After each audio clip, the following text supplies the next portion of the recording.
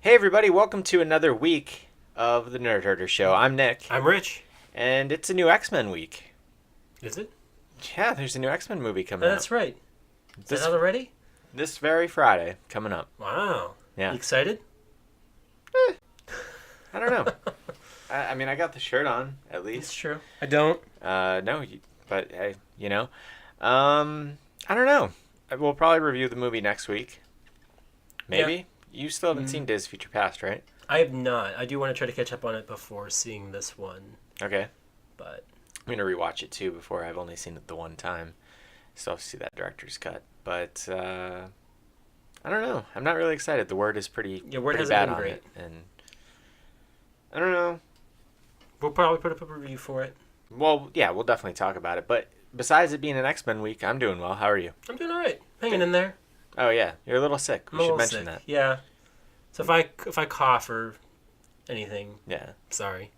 Partway through the week, you might videos. You might magically feel better, and then feel bad again Or later. I might just die. I might just not be here halfway through the week.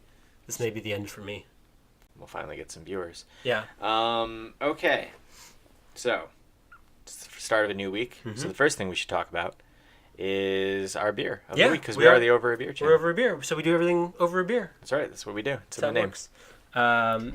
So this week we're drinking Sculpin India Pale Ale from Ballast Point Brewing Company.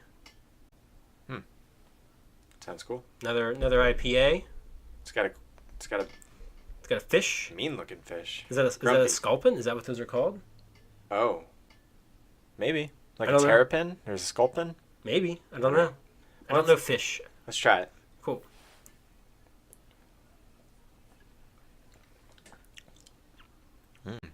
I like that.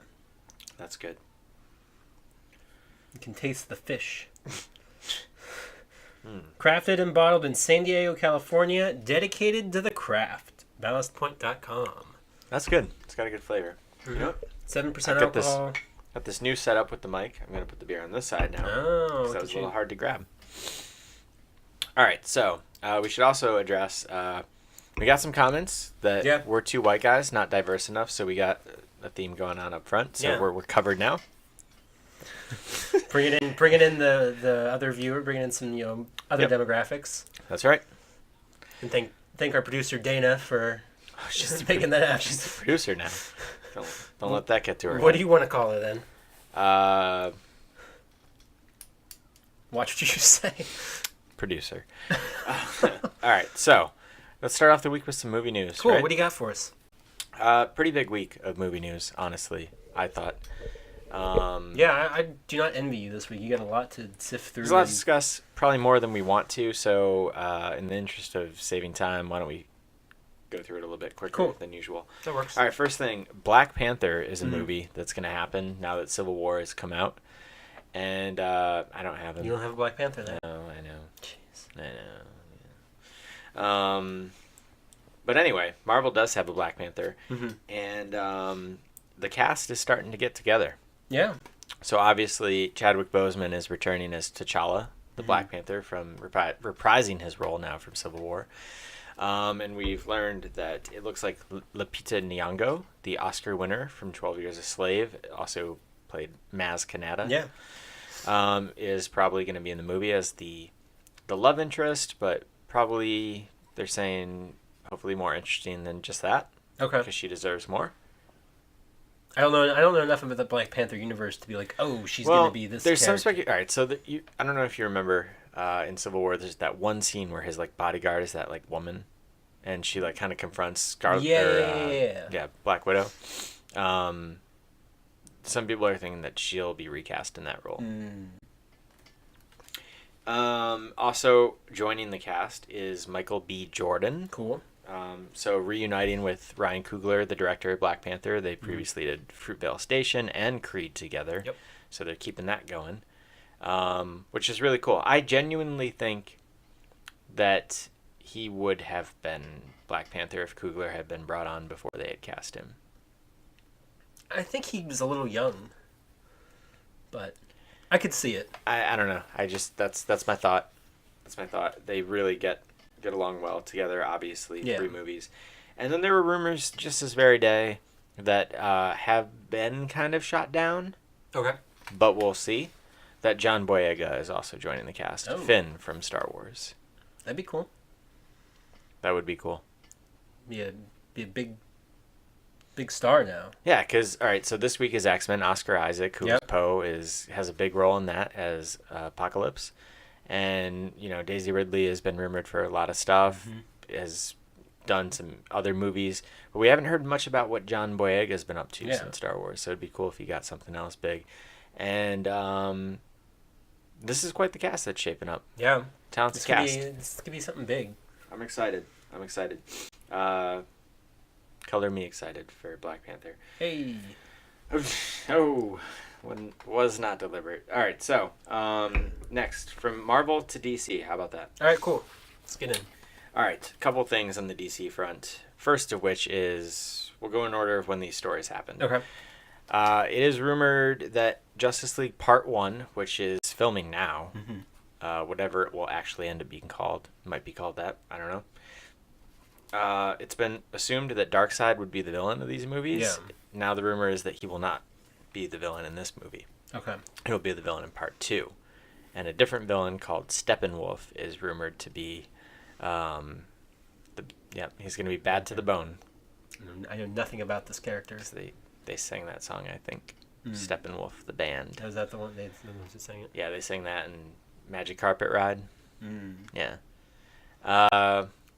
It's going to be quite the fight between them and Justice League going at it. The band and two different bands going at it. It's a battle of the bands. The battle of the bands. I don't really have thoughts on this. I've been reading DC Comics basically my entire life. I don't know who the hell Steppenwolf is. So, I don't know. Cool. Way to go, Zack Snyder. Just some minor villain might be what brings them all together. Knocking this out of the park. But more DC news, maybe potentially cooler. It looks like DC is going to be doing a Harley Quinn standalone movie with Margot Robbie. That's cool. I'm excited about that. Yep. She looks like a standout of Suicide Squad. We'll find out. Yeah. But that's the rumor. That it looks like they're going to do that. Makes sense. She's unattached to producing. Isn't it something that she pitched or she's going to produce it? Something of that nature? I believe so. There was some story like that. And then, it looks like they're doing that. I think that the actors smell blood in the water. And so the ones that know that they are the things that people are going to like are kind of taking advantage of this. Affleck is obviously, I think he's getting a lot more money to do that standalone Batman movie and to direct it, knowing that he was the only thing that people liked about BVS. And then I don't know if you saw, he also is now going to be an executive producer on Justice League. Yeah. Do you have the other news? I've got the other news. So the other big thing is there was a big shakeup with DC Films over at Warner Brothers, and they have appointed essentially their own Kevin Feige in two people. Yeah. The main one that's been getting all the attention is Jeff Johns will be the creative director of DC Films, I believe is his title. Jeff Johns is famous. I've talked about him on the show before. He's famous for writing DC Comics, some of the better ones. He did a 9-year run on Green Lantern that was amazing. Just very respected in the comic world. And he's now going to be overseeing the DC news. And I've had, I think, 4 people text me directly being like, does this mean that DC movies are going to be good now? And my opinion is, well, what's your take on it? On this whole thing, them having somebody shepherd it now. I think that's great. I think that's what they need. They need somebody who is heavily involved in actually, I'm not saying Snyder doesn't care about these characters. It's somebody who has lived and breathed these characters for however long he's been writing for DC, who has a better handle on this world and what the comic readers and stuff want. Does this mean DC movies are going to end up being good? Not necessarily. I think the ship for some of it has already started sailing, and we probably won't see the repercussions of this for a couple of movies. Because Justice League is already filming, so that's set in stone. We may, what happens with Batman and Harley Quinn stuff like that could be affected by this. The Flash, Aquaman could be affected by this. Well, Batman definitely will be, because he's the guy who is was already announced to be co-writing Batman with Affleck. So like he was already gonna have his hands in that one, regardless of this decision. My take on it is this: you're right. This is a guy who has lived and breathed DC Comics for years now, writing for it. He's a lifelong fan. That could be a good thing. That could be a bad thing. Mm-hmm. But he's not done this. He's not done a movie thing. So that's unproven.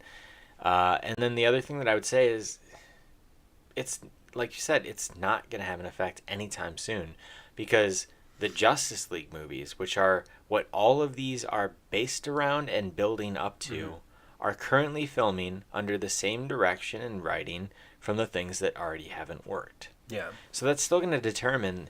The Justice League Part 2 is not going to come out for like 4 more years. So the next 4 years, this guy or not, are going to be determined by that. Well, and then you also have the thing of, so Justice League Part 1 is already filming. By the time assuming he helps set this right, by the time Justice League Part 2 happens and starts filming, how many wrongs are they going to have to try to right for Justice League Part 2? Like, will too much have already been set in motion from Justice League 1 for any of this to really... It's like, well, they've set us in this direction. Now we have to conclude this train wreck. Or I don't want to judge the film before it's happened. Yeah, but he made some comments this week that are promising. Like, he was talking about how, a lot of the criticisms of the Superman in the movies, the Henry Cavill Superman, is that he's just not relatable. Mm-hmm. And he said, people always say Superman's not relatable, but this is a kid from a farm in Kansas who's just trying to make his way in life. Yeah. And he's like, there's nothing more relatable than that, and that's like what we have to get to. So like, he understands these characters, he understands what the criticisms are, but at the same time, like I said, what can they do about it now? Like, this would have been exciting news if they weren't already making Justice League, and they weren't already like basically starting before the criticisms of BVS came out. Like, it's too late. Unless they end up saying, well, we're going to push Justice League back and do some reshoots and do some changes. But at this point, they've been filming for a month. That's a long... There are movies that are shot in half the time that they've already been filming. That's true. That's fair. So, I don't know. We'll see. What I do know is, I've talked about how much I loved his Green Lantern run. The Green Lantern Corps movie is probably in a lot better place now that he's kind of overseeing stuff. Stuff like that, yes. But as for it as a whole, we're not going to feel these repercussions for a while. Mm-hmm. All right, next. Keep moving along. Daniel Craig is a guy. Yeah, he is a guy. Who plays Bond. He does. And there's a rumor out there that he's not going to play Bond anymore. And also that he's not going to play Bond anymore and giving up a lot of money to not do it. Oh, is this still rumored? Has it not been? It has not been debunked as of yet. Okay. Unless I missed something. I didn't know. I didn't know if it was a rumor confirmed or what. There's the Daily Mirror, I believe, is what it's called. A London, basically, it sounds like a London tabloid. Okay. Said that Daniel Craig was offered essentially what equates in U.S. dollars to $100 million to be in the 2 more Bond movies, and he has turned it down. That's what they're saying. That's a lot of money to give up. Yeah. But, all the reports that, he kind of, interviews and stuff that he gave after Spectre were not pleasant. And, what did he say? I'd rather slit my wrists than do another Bond movie and things like that. And at this point... And it really put... I'm sure he has enough money from the last 4 Bond movies to be able to say, you know what, I'm done. Yeah, I don't remember... All right, so I think they said that it was 68,000 or 68 million pounds. 68 million pounds equated to $100 million US dollars. Okay. That's what he was offered.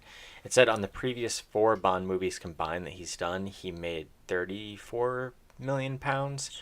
So about $50 million. Like, that's a lot of money. Yeah. And he's done some other stuff off of Bond. But to make more, almost double what you made in 2 movies, what you made in 4. Yeah, and they were going to give him like a producer credit and all kinds of stuff. All sorts of stuff, yeah. Marketing, all sorts of stuff. I mean, you can't blame him. He gave 4 movies. He didn't seem to really care much for them after a while. I don't really blame him. The one hitch in all of this is he is under contract for 5 movies. Oh, is he? So technically, whether he wants to or not, they can make him do a 5th. Yeah. But I already felt like his comments leading up to Spectre, even though that movie ended up being pretty mediocre anyway, but it just soaked all the excitement out. Like, the discussion went from being like, oh my god, the follow-up to Skyfall, the new Bond movie, to being like, this guy hates being Bond now. Well, and then, Why? you figure from Why would they want more from the filmmaker's standpoint, is like, how good of a performance and how good of a movie it's going to be if he goes into this, like, clearly not wanting to be there, just kind of like, well, all right, I'm Bond again, I'm going through the motions, whatever. Like, wouldn't you rather have somebody in there who is excited to do it and wants to be a part of it and all that stuff? No, yeah, I agree. I think that they would. So I don't know if they would necessarily make him do that 5th movie. But, more so than any other Bond actor's Bond films, his was kind of a linear story in a way. Yeah. And I don't feel like that was closed out. Like, that would be a really unfortunate way for that to end. But they, they did the same thing with Spectre. It was like, okay, Skyfall, it was going, everything, build up with Quantum, build up with this, and then they reset it again, and they reset it again. Did. So, I agree. At the same time, we've never really gotten closure on much of the stuff that they set up, except for with Quantum of Solace, where he finally, like, closed out the revenge arc of that. Yeah. Yeah. But I don't know. If he really is uninterested in coming back and doesn't want to do it anymore, then I would rather have somebody new too. But on the other hand, I still think that we've seen some great Bond movies with him and some not so great, but I would like to see another one on the same hand too. Yeah, I agree. I don't know. It's an interesting situation. More to come on the Bond front. All right, keep moving along. Ocean's 11 is a movie that I like. It's a movie I like too. The other ones are okay. Apparently, there is potentially, I think we might have talked about this before at some point, but there is in development a spin-off, not a reboot, that would star Sandra Bullock as George Clooney's Danny Ocean's cousin or sister or something like that, who's also a thief. And now it looks like Jennifer Lawrence might be cast in it as well. So that with director Gary Ross, who made the first Hunger Games, directing. So this is a thing that might be happening. And as a spin-off, it leaves the door open for the Ocean's 11 actors to also appear. Yeah. Thoughts? Yeah. Big old shrug. Yeah. I think the first one, or the first remake, is great. Oh, how convenient. He has a cousin who's a thief, and now she's going to get together a gang of 11 people too, and they're going to... I would be more excited if it wasn't Sandra Bullock. Sandra Bullock, her being in anything has never excited me ever. She was really good in Gravity. I see why people really like her, but she's just not... Is she really the female equivalent of a George Clooney to me? I feel like there are other people that have been like, this person and Jennifer Lawrence are already on board, and we're going to round out the cast with some other like really awesome ones. And Meryl Streep's going to play the Elliot Gould role, and like that all actually like really these cool. things. Like if it came together like that, I'd be like, all right, I'm down. Yeah. But and I like Sandra Bullock, but I don't necessarily not nuts about her. see her having the same that George Clooney. We'll see. Yeah, I don't know who right off the top of my head who I'd want in that role, but... And I also don't know if Gary Ross is the guy who I want making this. Yeah, he's not stylish enough. He's not fun enough. It's a weird choice. Like, Soderbergh was really stylish. He brought the style. The actors brought the fun, I think, and the screenplay brought the fun. Because that was uncharted territory for Soderbergh at the time. But, like, Gary Ross, like, this guy made Seabiscuit, Hunger Games, Pleasantville. Like, he's made good movies. He's made good movies, but he hasn't made Ocean's 11 crowd-pleasing capers that are a lot of fun to watch. I don't know. Weird choice. And him and Jennifer Lawrence, that part of this has not been confirmed, but the Sandra Bullock thing has, like, that seems legitimate. Like, that's been a rumor for a while. Okay, I could see that. I don't know. I could see it being true. I don't know how I feel about her being. We'll see. More to come. If this is going to happen... I'm very down for the Ocean's actors to reunite in some way. Mm-hmm. That would be cool. All right, keep going, real quick. Gareth Edwards has left Godzilla too. Okay. So Gareth Edwards made the first one, made the indie film Monsters, and is doing Rogue One. Which looks... And he's not doing Godzilla 2 anymore. Okay. I did not care much for Godzilla 1. I don't have too much anticipation in Godzilla 2. Me either.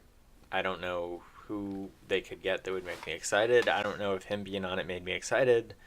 So I don't have any thoughts on this. Yeah, it's just the thing that happened. I'm sure some people care really big about that, but I'm kind of happy that he's not going to follow. Like, I feel like following up, he did Godzilla to kind of get a Star Wars movie. He might not have known that at the time, but he did Godzilla, he got his big movie, and he got the bigger movie. Mm-hmm. And then to go back to Godzilla, like, now that's when somebody like him should use the leverage of making a Star Wars to make his own big budget story. Maybe that's what he's like this. This is now the opportunity for somebody else like him at the time to step in. Yeah. And like, oh, now's my chance at a big. Yeah, because that's what we do now. But also, like, you make Godzilla, it wasn't all that well. And if Godzilla was really well received and like, it'd be different. Great, it'd be like, okay, cool, like he's coming back. But Godzilla 1 wasn't all that well received. It made a lot of money, but it was kind of front loaded.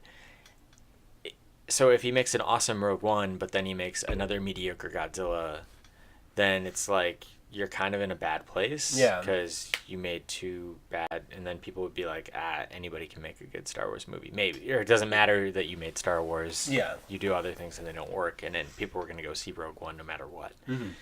All right, so last story.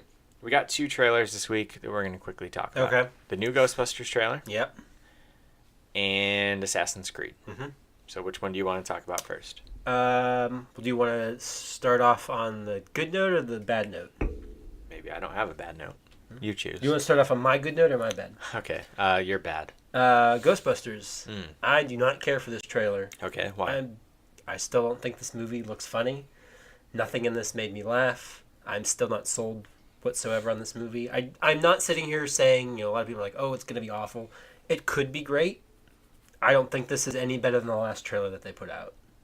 Nothing about this is giving me any hope in this movie. I don't think it's... To me, this didn't strike me as a bad trailer. It didn't strike me as a good trailer. It just struck me as a thing that's there, and it's proof that the movie exists. And I have no idea how to make a consensus on it off of what I've seen. I think that time and time again, comedy trailers in particular are horrible identifications of the quality of a movie. And they're very hard to do when you think about it.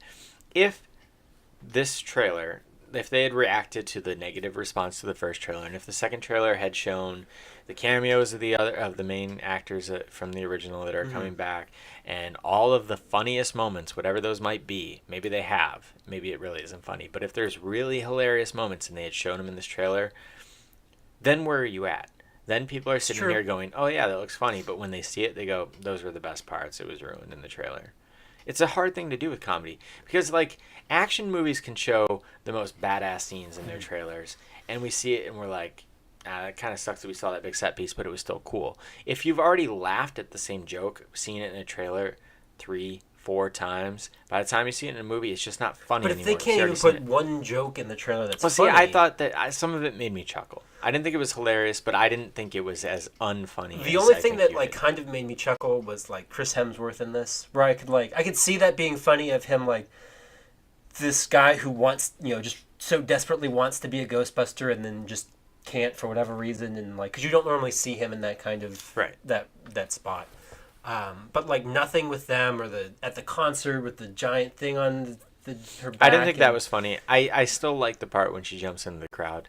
See, I thought that was overall kind of a funny bit, and I thought that it was a pretty funny bit when it was like, the cut to, like, we got to remain calm, and then like Kristen Wiig like freaking out. Like I thought it was a nice comedic beat, jumping from one to the other. Like, it is what it is. We'll find out. It's seeing all the same beats that we already know from the original, and I'm just like, okay, like you're doing. It's gone from we're rebooting it to no, you're remaking it. Like it's just. It does seem that way. And I'm like, you could have done something really cool with this, and it's just not. Maybe really shaping up to be all that interesting. I don't know. I'm starting to question if you could do something cool with this. or a third. I don't know if you can. I don't know, because Ghostbusters 2 is not great. It's okay. Yeah, no, I'm not saying it's great. Maybe there really only is one good story to tell. See, I don't think so. I don't know. I feel like you could do more. I don't know.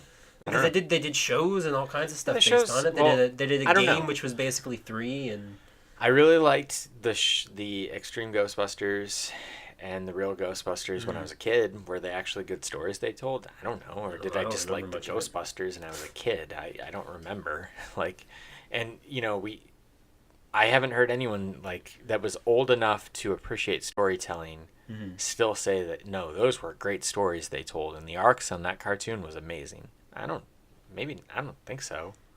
When we hear more about it, there's just affection for it from people our age who are like, I had the toys. well, and then And Egon had a, twirly haircut. and then you have this weird like marketing of it where the first trailer it's like 30 years ago. It's like okay, so Well, that now was a it's- mistake. So now it That was a sounds like it's mistake. being in the same universe, but it's not really in the same universe because they're cameos, but they're not cameos. They didn't do that in this one. I know, no, I get that, Yeah. but like I don't know, like I'm just left kind of in a sour spot for it.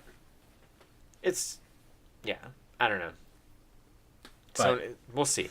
But the people, to me, like you said, the people who are saying, "Yep, see, this movie is terrible," based Yeah, on the that's- trailer, that's dumb. No, like I You can just sit don't here know. and say I don't like the trailer. I don't think it looks good. I'm not excited to see it, but I can't say this is a bad movie or anything like that. I will not There have been speak plenty to of that times where I've thought movies looked absolutely awful from their trailer, and then I love the movie. And there's been plenty of times, Terminator Salvation, where I thought the trailer was the best thing I've ever seen, and then the movie was Yep. unwatchable.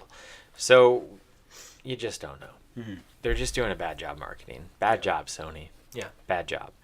The other trailer, though, Assassin's Creed.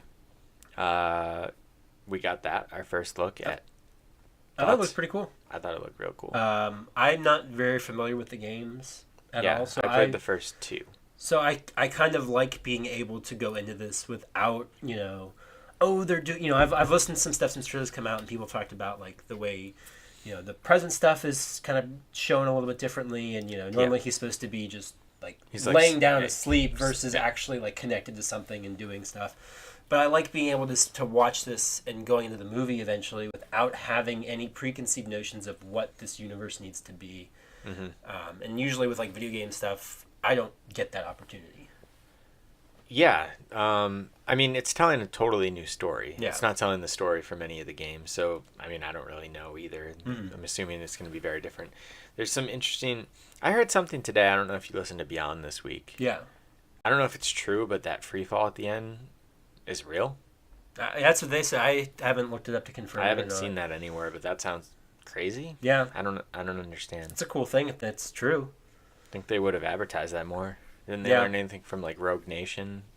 Like you tell people when these actors do this stuff. Yeah, Not that was Fassbender doing it. but that somebody that this is. But Somebody see, if that jumped is off of true, a giant building. that's like gives me some hope of like, wow, like the effects and some of the stuff in this Yeah. could really be real and not just a bunch of CG. I did see a bunch of articles where the director, I forget his name, was saying how he wanted to do everything as practical as he could, and there were articles about that, and maybe that was in those articles, and I just didn't read them because Yeah. I'm not that interested yet. But I liked the trailer. I thought it looked cool. And that's our movie news for the week. There's a lot. Cool. So Yeah, a lot of stuff to go over. Did I miss anything? Not that I can think of, but probably, maybe. If you think we did, let us know in the comments below.